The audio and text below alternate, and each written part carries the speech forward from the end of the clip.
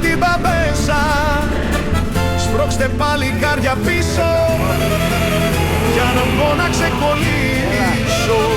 Στη γλυκιά την κατουνίτσα εξεφύγαμε απ' τη γλίτσα. Να κι ο Μάριος στο γεφύρι όλη μέρα πανηγύρι. Του σώε κύρο το φτερό, μπουκώσε στο λασπερό και μετά απ' το περδούλι είπα σωθήκες πετρούλι. Πού να ήξερα ο καημένος σαδιστής πως είναι ο Θένος.